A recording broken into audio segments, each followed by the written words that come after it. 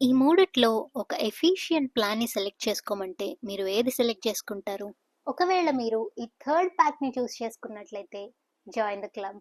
మన దైనందిన జీవితంలో ఏం కొనాలన్నా ఇలాంటి 2-3 చాయిసెస్ మనకు దొరుకుతూనే ఉంటాయి. మనం కూడా వాటిలో ఒక చూస్ చేసుకుని మనం చాలా బడ్జెట్ సేవ్ చేసేసాం అనుకుంటాం. కానీ ఎంతవరకు అది మన సొంత నిర్ణయం? ఈరోజు చూసేద్దాం. మన హ్యూమన్ బ్రెయిన్కి ఏ ఒక్క వస్తువు యొక్క అస్సలు విలువ ఎప్పుడూ డైరెక్ట్గా తెలీదు.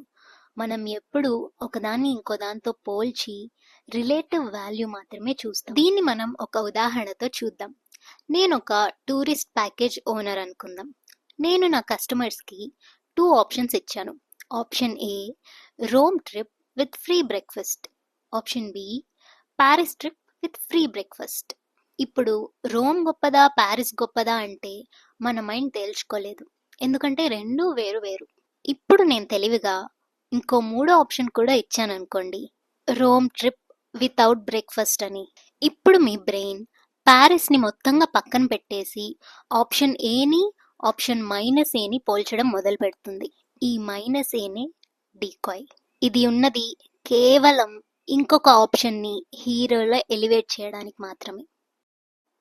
దీనినే డీకాయ్ ఎఫెక్ట్ అంటారు.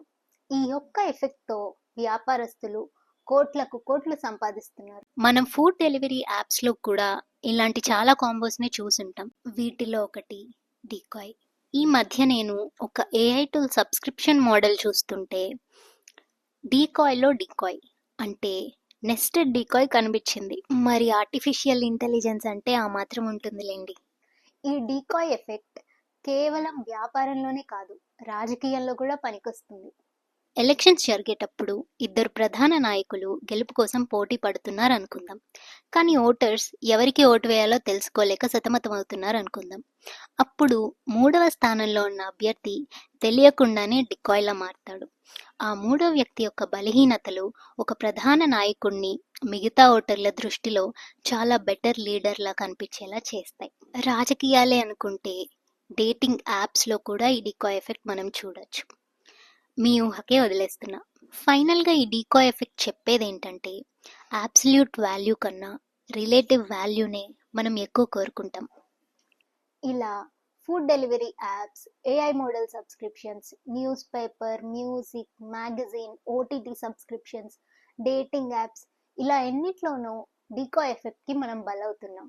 ఇలానే ఎన్నో దిగ్గజ వ్యాపార సంస్థలు మనలాంటి సాధారణ మనుషుల చెవుల్లో రకరకాల పువ్వులు పెడుతూనే ఉంటారు. హ్యూమన్ బ్రెయిన్ని ఎలా మ్యానిపులేట్ చేయాలి అనే దాని మీద రీసెర్చ్ కూడా కొనసాగుతూనే ఉంటుంది. సగటు మనిషి చేయగలిగింది ఒకటే, మన చుట్టుపక్కల ఏం జరుగుతుంది అని తెలుసుకుని అవేర్నెస్తో ఉండడం. ఇలాంటి మరెన్నో ఆసక్తికరమైన విషయాలకు ఫాలో చేయండి పంతులమ్మ.